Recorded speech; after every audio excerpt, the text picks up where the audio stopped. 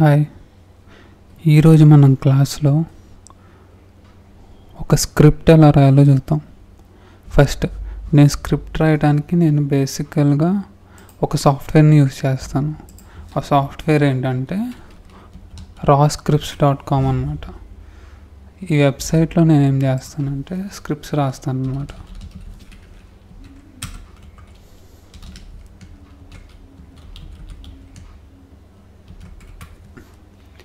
మీరు లాగిన్ చేసిన తర్వాత ఇక్కడ కనిపిస్తుంది కదా, ఇవేంటంటే మీరు ఆల్రెడీ ఇంతకుముందు రాసిన స్క్రిప్ట్స్ అన్నమాట. ఇప్పుడు నేను న్యూ స్క్రిప్ట్ రాయాలంటే ఏం చేస్తానంటే న్యూ స్క్రిప్ట్లోకి వెళ్తా. ఇక్కడికి వెళ్ళి నేను ట్రైనింగ్ అని చెప్పి ఒక స్క్రిప్ట్ క్రియేట్ చేస్తాను.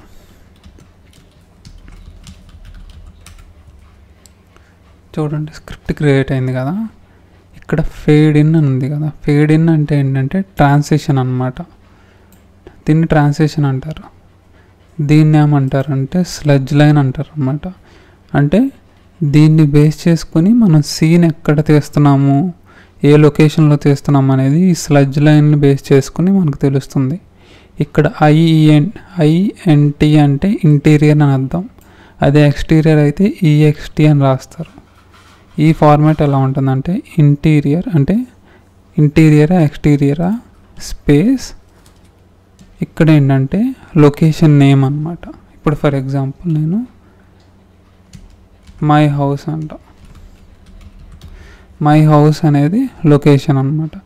నెక్స్ట్ స్పేస్ ఇచ్చి ఏ టైంలో తీస్తాము టైం. ఇప్పుడు ఫర్ ఎగ్జాంపుల్ మీకు ఒక స్పెసిఫిక్ టైం ఉందనుకోండి, లైక్ 9కి ఇది షూట్ చేయాలనుకుంటే మీరు 9 అని రాసుకోవచ్చు. లేదంటే మీకు స్పెసిఫిక్ టైం లేనప్పుడు ఎలా రాస్తారంటే మార్నింగ్, ఆఫ్టర్నూన్, ఈవినింగ్ లేదా నైట్ అని చెప్పి రాస్తాం అన్నమాట. ఇప్పుడు నేను మార్నింగ్ అని రాస్తున్నాను.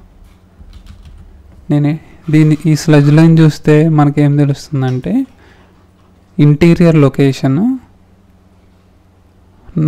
నా హౌస్లో వచ్చేసి షూట్ చేస్తున్నాను. ఏ టైంలో చేస్తున్నా అంటే మార్నింగ్ టైంలో చేస్తున్నాను. చూడండి, మనం ఇక్కడ ఏదైతే టైప్ చేస్తామో అది వచ్చేసి ఇక్కడ మనకు చూపిస్తుంది. అంటే ఇప్పుడు మీరు నెంబర్ ఆఫ్ స్లడ్జ్ లైన్స్ రాసే కొద్దీ మీకు నెంబర్ ఆఫ్ ఈ చూపిస్తూ ఉంటుంది అన్నమాట. నెక్స్ట్ ఇక్కడ మనం ఎంటర్ క్లిక్ చేస్తే చూడండి నెక్స్ట్ లైన్కి వెళ్ళింది. కానీ ఇలాంటి హైలైటెడ్ లైన్ లేదు. ఇక్కడ మనకు పైన ఏం చూపిస్తుంది, యాక్షన్ అని చూపిస్తుంది. చూడండి, స్లడ్జ్ లైన్లో నుంచి ఎంటర్ క్లిక్ చేయగానే యాక్షన్లోకి వెళ్ళింది. ఇప్పుడు మీరు ఏం రాయాలంటే ఈ లైన్కి సంబంధించిన అంటే ఈ లొకేషన్లో మీరు ఏ సీన్ షూట్ చేద్దాం అనుకుంటున్నారు అనేది ఆ సీన్ రాయాలన్నమాట. సీన్ అంటే యాక్షన్. ఫర్ ఎగ్జాంపుల్ నేను ఒక సీన్ రాస్తా. నా సీన్ ఏంటంటే నేను సిస్టమ్ ముందుండి మీకు క్లాస్ ఎక్స్ప్లెయిన్ చేస్తున్నా. దాన్ని మీరు ఇంగ్లీష్లో రాసుకోవచ్చు, లేదా తెలుగు టు ఇంగ్లీష్ రాస్తారు కదా అలా రాసుకోవచ్చు అనమాట. ఇక్కడ తెలుగు రాయటానికి కుదరదు. సో ఇప్పుడు నేను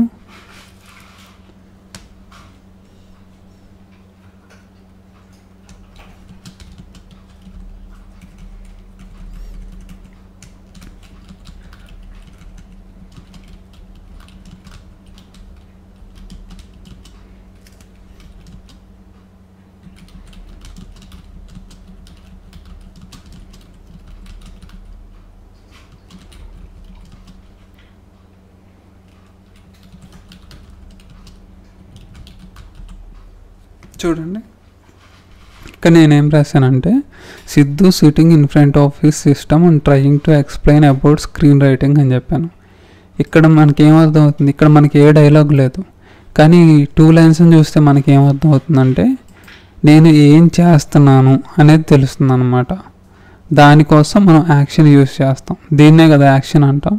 నెక్స్ట్ ఫర్ ఎగ్జాంపుల్ నేను ఇప్పుడు డైలాగ్ రాయాలనుకోండి. డైలాగ్ ఎలా రాస్తానంటే సేమ్ ఇందాకలాగా ఎంటర్ క్లిక్ చేయగానే క్యారెక్టర్ నేమ్ అడుగుతుంది అన్నమాట. అంటే డైలాగ్ ఏ క్యారెక్టర్ డైలాగ్ చెప్తుందో ఉండాలి కదా. సో క్యారెక్టర్ నేమ్ నేను సిద్ధు అని ఇస్తాను. నెక్స్ట్ ఎంటర్ క్లిక్ చేయగానే డైలాగ్ అడుగుతుంది. ఇది ఆటోమేటిక్గా ఇది ఎలా తీసుకుంటుందంటే మనకి స్క్రిప్ట్కి జనరల్గా ఒక డిఫాల్ట్ ఫార్మాట్ ఉంటుందన్నమాట. ఫస్ట్ ట్రాన్స్లేషన్ వస్తుంది, తర్వాత దాని యొక్క హెడ్డింగ్ వస్తుంది. Heading is nothing but sludge line వస్తుంది.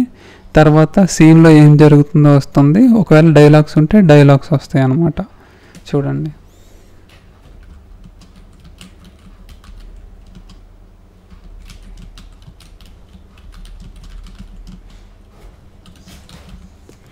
చూడండి ఇది నా డైలాగ్.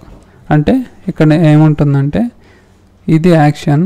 సిస్టమ్ ముందుకు వచ్చింది, సిద్ధు అనేవాడు ఏం చెప్తున్నాడంటే hi everyone, hope everyone is doing great అని అంటున్నాడు. ఇది డైలాగ్ అనమాట. ఇప్పుడు నెక్స్ట్ ఏంటి, మేబీ ఇంకొక క్యారెక్టర్ ఉండొచ్చు. కాబట్టి ఏంటంటే నెక్స్ట్ మనం ఎంటర్ క్లిక్ చేస్తే మళ్ళీ డైలాగే వస్తుంది. చూడండి, క్యారెక్టర్ నేమ్ ఇవ్వాలి, నెక్స్ట్ డైలాగ్ వస్తుంది. కాదు, నాకు ఇక్కడితో సీన్ అయిపోయింది, నేను నెక్స్ట్ సీన్కి వెళ్ళాలి. అప్పుడు ఏం చేస్తానంటే మౌస్తో రైట్ క్లిక్ చేయండి. ఇక్కడ మన అడుగుతుంది స్లడ్జ్ లైన్ కావాలా, యాక్షన్ కావాలా, క్యారెక్టర్ కావాలా, డైలాగ్ కావాలా అని. నాకేం కావాలి, నెక్స్ట్ సీన్ కావాలి. కాబట్టి అయితే నేను ట్రాన్స్లేషన్ ఇవ్వచ్చు, లేదా అంటే సీన్కి ట్రాన్స్లేషన్ ఉంటే ఇక్కడ ట్రాన్స్లేషన్ ఇవ్వచ్చు, లేదంటే స్లడ్జ్ లైన్ అంట. చూడండి, మీకు ఇక్కడ వచ్చేసరికి 2 అనే నెంబర్ వచ్చేసింది. ఇప్పుడు నేనేం చేస్తానంటే ఎక్స్టీరియర్ లొకేషన్లో తీద్దాం అనుకుంటున్నా. ప్లేస్ ఏం ప్లేస్, పార్క్ అన్నమాట. Timing evening. ఇక్కడ నేనేం రాస్తాను, పార్క్కి రిలేటెడ్ సీన్ అన్నమాట. నెక్స్ట్ పార్క్ సీన్ రాసిన తర్వాత నాకేంటి, నా డైలాగ్స్ ఏమైనా ఉంటే నెక్స్ట్ సేమ్ సిద్ధు. చూడండి, ఇక్కడ కంటిన్యూడ్ అని ఎందుకు వచ్చిందంటే ప్రీవియస్ డైలాగ్ వచ్చేసి మనకి సిద్ధు అనమాట. ఒకవేళ ఇక్కడ మనం వేరే క్యారెక్టర్ నేమ్ ఇచ్చామనుకోండి, ఫర్ ఎగ్జాంపుల్ కావ్య అని ఇచ్చా, సిద్ధు అన్న. చూడండి, సిద్ధు అనే దానిలో కంటిన్యూడ్ పోయిందనమాట. ఎందుకంటే సిద్ధుకి మధ్యలో కావ్య అనే క్యారెక్టర్ యొక్క డైలాగ్ వచ్చింది. ఒకవేళ నేను ఇది తీసేసానంటే సిద్ధు తర్వాత మళ్ళీ సిద్ధు డైలాగే వస్తుంది, కాబట్టి కంటిన్యూడ్ అని వస్తుంది అనమాట. ఇప్పుడు నాకేంటంటే డైలాగ్ లేదు సీన్లో. నాకేంటంటే నెక్స్ట్ వచ్చేసి మళ్ళీ ఇంకొక సీన్ రాస్తాను అనమాట. అందుకే స్లడ్జ్ లైన్ తీసుకుంటాను. నెక్స్ట్ ఇంటీరియర్, మై హోమ్, కానీ నైట్ అన్నమాట. ఇక్కడ ఏంటి, నా రూమ్ సీన్.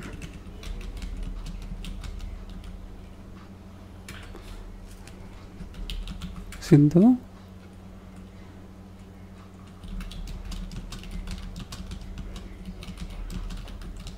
ఇది నా డైలాగ్ అనమాట. This is time to take break అని.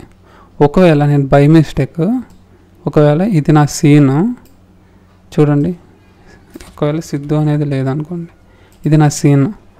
ఈ సీన్ని నేనేం చేశాను, డైలాగ్ లాగా రాసేసా.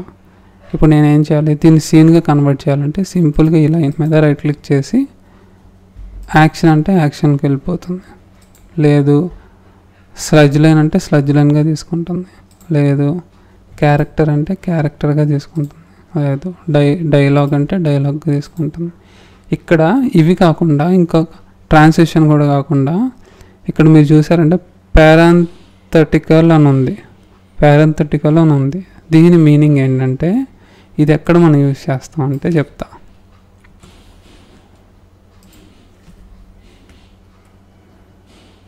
ఇక్కడ నాకేంటంటే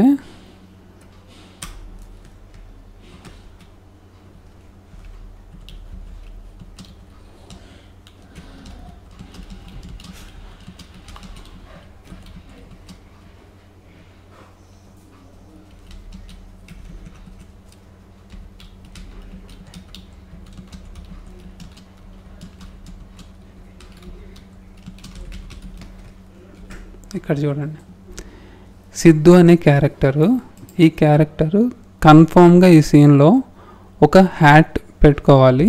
అదే కాకుండా గ్లాసెస్ ఉండాలి. ఆ గ్లాసెస్ కన్ఫామ్గా బ్లూ కలర్లోనే ఉండాలి.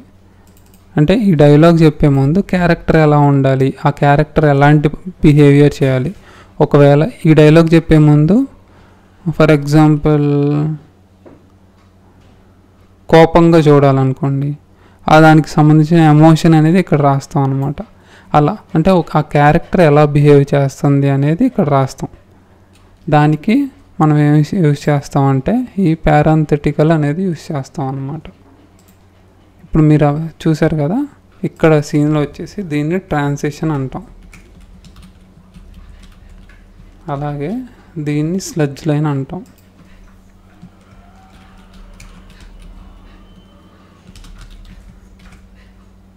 అలాగే దీన్ని యాక్షన్ అంటాం.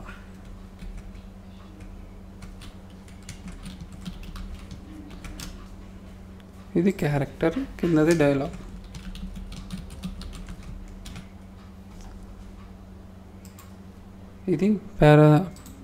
ఇది పారాంథెటికల్ కదా, కిందది వచ్చేసి ఏంటంటే డైలాగ్.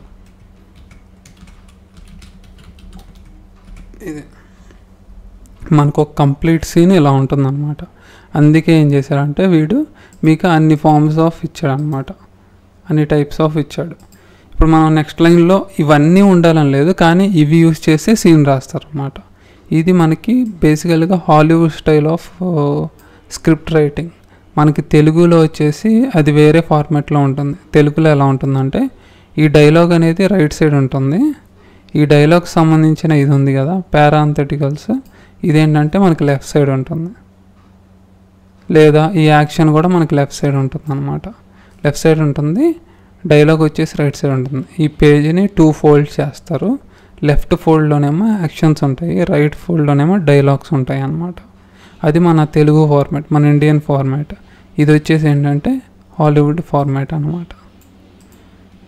అది ఒక సీన్ ఇలా రాస్తారు.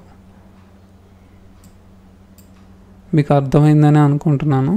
మీకు ఇంకా ఏమైనా డౌట్స్ ఉంటే కింద కామెంట్స్లో అడగండి, నేను ఎక్స్ప్లెయిన్ చేస్తాను. Thank you.